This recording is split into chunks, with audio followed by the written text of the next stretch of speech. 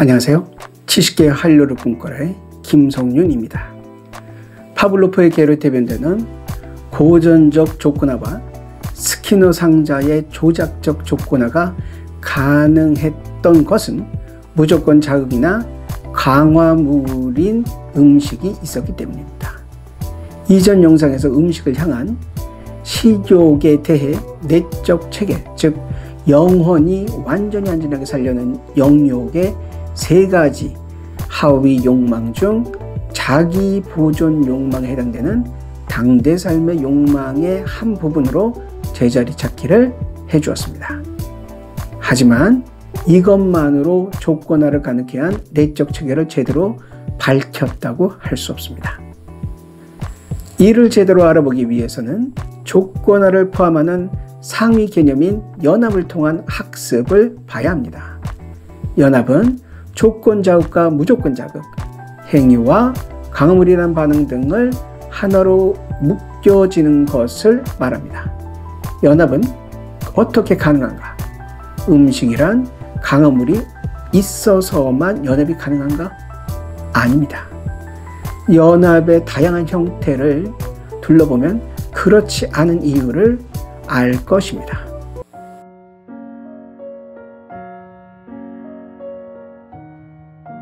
인간이 습득하는 학습의 대부분은 언어에 의존합니다. 언어는 연합의 밭입니다.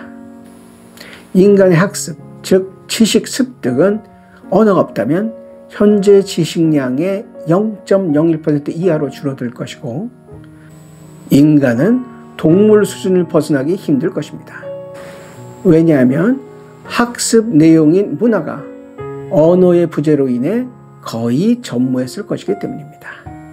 따라서 인간의 학습에서 단순한 감각의 연합보다 언어의 연합이 훨씬 더 중요한 역할을 한다는데 동의하지 않을 사람은 없을 것입니다. 그러면 언어에서의 연합 과정을 보겠습니다.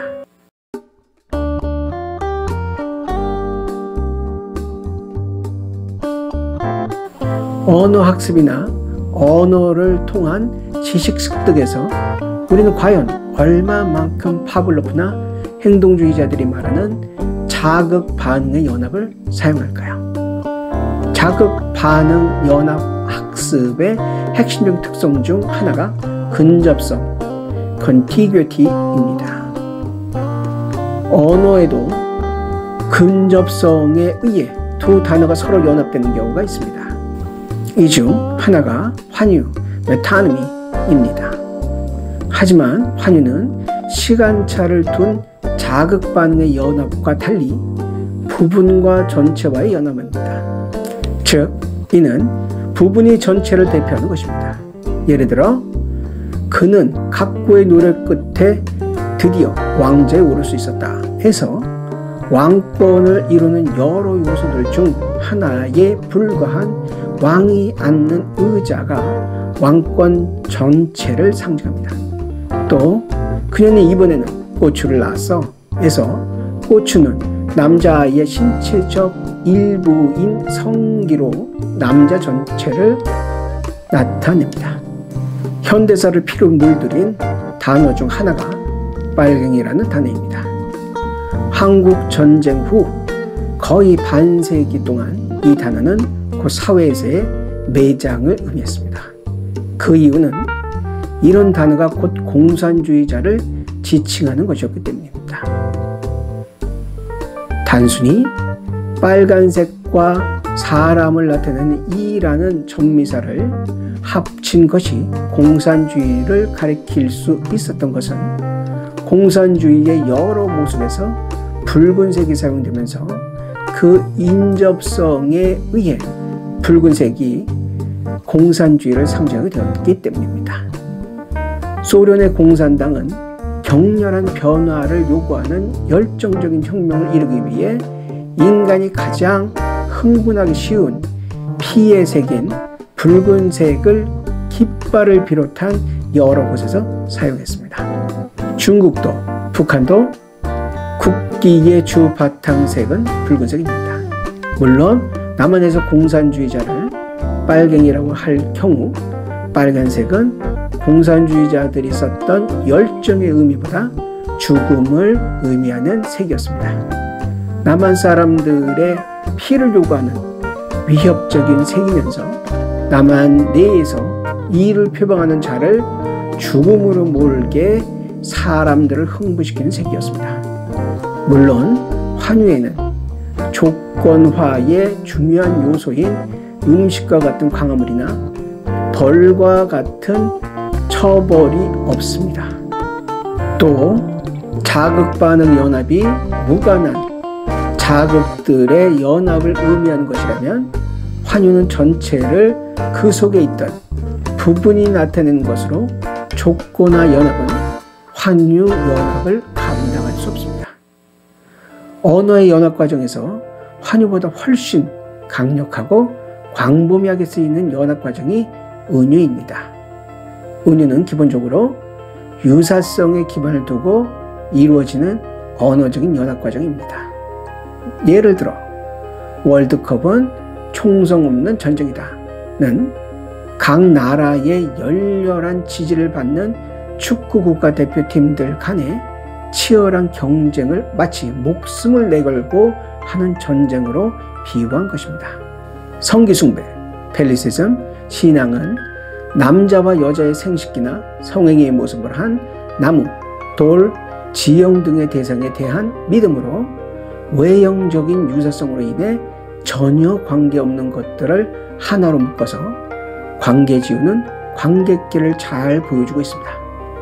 이런 성신앙의 목적은 성이 다상과 연결되면서 개인적으로 자식을, 공동체적으로 풍년이나 풍어를 기원하는 데 있습니다. 또 풍작과 건강을 비는 민속 종교적인 성격을 가진 줄다리기는 대개 정월 대보름의 지방에 따라서 5월 5일 단오날이나 7월 보름달 백중절에 행해졌습니다. 한 고울이 동과 서로 나뉘어 지프로 꼬운 새끼줄을 다시 합쳐 큰 줄을 만듭니다. 이 두 줄을 도래라고 하는 고리를 만들어 연결합니다. 모든 마을 사람들이 참가에 줄을 당겨 승패를 겨룹니다. 이 두 줄 중 동쪽은 숫줄이고 서쪽은 암줄로 정하고 숫줄을 암줄 속으로 넣고 도래로 고정시킵니다. 이는 성신앙의 흔적입니다. 이 줄다리기에서 암줄이 이겨야만 풍년이 된다고 믿었습니다. 여성의 생식기와의 외형적인 유사성에 의해 많이 거론되는 것이 조개, 굴, 달팽이일 겁니다. 뛰어난 통찰력으로 인류의 종교적이고 상징적인 관객기를 조명했던 종교학자인 엘리아드는 그의 책 이미지와 상징에서 이들 간의 외형상의 유사성은 조개의 주술적 가치에 대한 신앙을 유포시키는 데 기여했을 가능성이 매우 크다라고 보았습니다. 굴을 의미한 고덴마크어인 쿠데비스크의 쿠데는 여성의 외모를 가리킨다고 합니다. 또 조개 속에서 형성된 진주는 태아를 상징했고요. 보티첼리의 최고 걸작으로 피렌체의 우피치 미술관에 소장되어 있는 비너스의 탄생을 보시죠. 이 그림은 1485년경 메디치가의 로렌초 디 피에로 프란체스코가 자신의 결혼을 기념하기 위해 주문한 그림이었습니다. 이는 크로노스가 아버지인 우라노스를 거세해 그 남근을 바다에 던지자 키프로스 섬 근해에 거품이 일고 그 속에서 비너스가 탄생하는 것을 그리고 있습니다. 미와 사랑의 여신인 비너스가 타고 있는 것은 바로 여성의 상징인 진주조개였습니다. 키프로스 섬 사람들은 비너스에게 조개를 바치곤 했습니다. 비너스와 조개의 관계는 많은 조각을 통해서도 확인할 수 있습니다. 유사성에 의해 오랜 세월 동안 전 세계 각지에서 후대 삶의 욕망과 관계를 가졌던 굴이 아직도 서양에서 정력제로 신혼여행에서 먹는 식품으로 인식되고 있습니다. 서양엔 굴을 먹으면 더 오래 사랑하리라. Eat oyster, love longer 라는 말이 있습니다. 이는 서양인들이 굴을 정력제로 생각했음을 보여줍니다. 수산물을 날 것으로 잘 먹지 않는 서양인들도 예외적으로 굴만은 날 것으로 즐깁니다. 나폴레옹은 전쟁터에서조차 세끼 식사에 굴을 즐겼다고 합니다.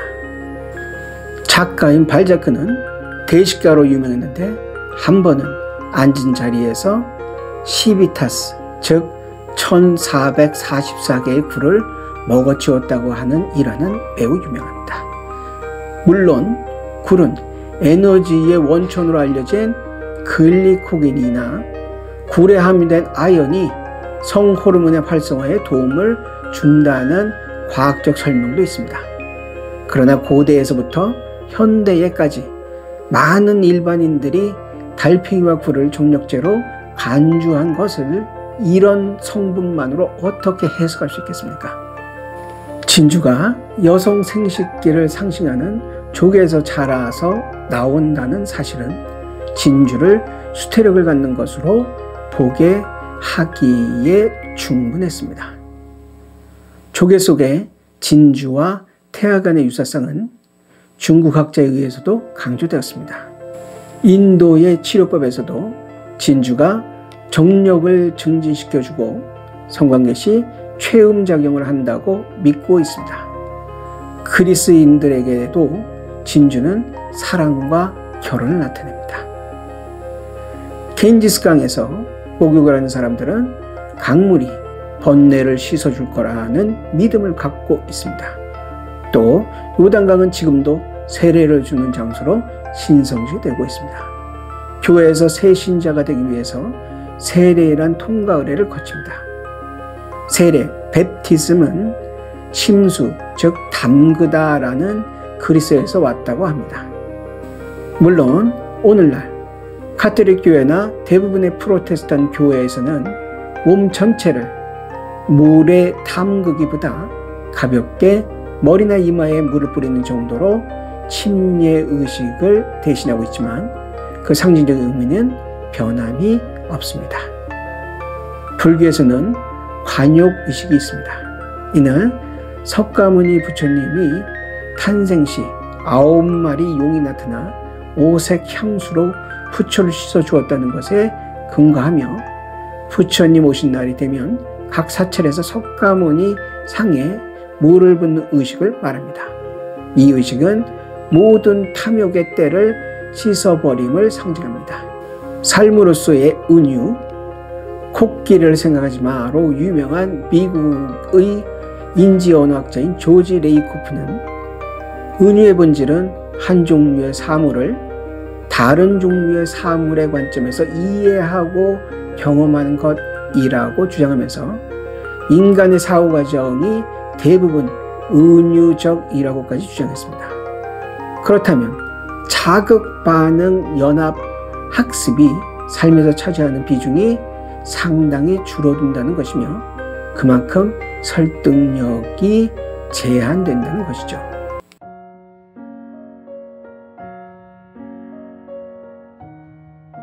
언어적 은유와는 다르지만 그 연합 원리가 유사한 우리들의 지각 방식이 있습니다. 게슈탈트 지각 이론 중 하나인 유사성의 법칙, The Law of Similarity가 그것입니다. 다음 그림은 그 한 예입니다. 그림은 같은 모양들의 모임입니다. 다만 색깔에서 차이가 나는 것들이 있습니다. 어떻게 보이시나요? 누구나 왼쪽 그림에서 A자를, 오른쪽 그림에서 B자를 어렵지 않게 지각할 수 있을 겁니다. 모두 같은 모양이지만 다수의 흰 색깔이란 배경에 색깔만 다른 검은색의 것이 유독 눈에 띄입니다. 이런 유사성에 의한 관계성은 자연 상태에서도 쉽게 볼 수 있습니다. 자연 상태에서 동물들은 주로 주변의 색과 동일한 보호색을 사용해 포식자로부터 자신의 존재를 숨깁니다. 물론 포식자의 경우도 자신이 접근하는 것을 피식자가 눈치채지 못하게 하기 위해 보호색을 갖습니다. 나방의 유충이 대부분 녹색인 이유는 나방의 애벌레의 주식이 녹색의 잎사귀이기 때문입니다. 녹색을 가짐으로써 이는 자신의 존재를 들키지 않고도 먹이를 먹을 수 있는 것입니다. 호랑나비는 애벌레에서 번데기로 용화할 때 주변 환경에 따라 녹색 또는 갈색으로 변합니다. 청개구리는 나뭇잎 색입니다. 메뚜기는 나뭇잎이나 흑색을 갖습니다. 동일한 색깔이나 무늬를 사용하는 보호색뿐만 아니라 형태에서도 주변에 있는 물건들과 비슷한 형태를 사용하는 의태도 있습니다. 자벌레는 나무에 붙어서 나뭇가지 모양을 해 천적을 피합니다. 대벌레는 대나무 가지 모양을 하고 있습니다. 나뭇잎 모양의 립피쉬는 먹잇감들에게 자신의 정체를 들키지 않기 위해 떠내려가는 낙엽의 모양을 하고 낙엽과 같은 행세를 합니다. 지금까지 우리들의 연합 방식, 즉 관계하기의 방식인 관객길들 중 극히 일부만 언급했습니다. 언어의 연합 과정에서 은유와 환유만 이야기했지만 이외에도 언어와 관련된 개념화, 범주와 계열화 등도 있습니다. 이 모든 것들을 조건화로 어떻게 해석하겠습니까? 이런 연합 과정에서는 음식과 같은 강화물도 꾸지람 같은 벌도 근접성의 원리도 시간적인 간격의 원리도 없습니다. 지금까지 조건화에서 잘 드러나지 않았던 관계하기의 원인을 조명하기 위해 다른 연합 과정을 살펴봤습니다. 그러면 조건화에서 언급되었던 조건들 없이도 어떻게 이런 여러 연합의 종류들이 가능했을까요? 이 답은 이번 행동주의 시리즈의 마지막이 될 다음 동영상에서 최종적으로 언급할 것입니다. 많은 관심, 시청 부탁드립니다. 오늘도 영상이 마음에 드셨다면 좋아요, 알림 설정, 구독 부탁드립니다. 감사합니다.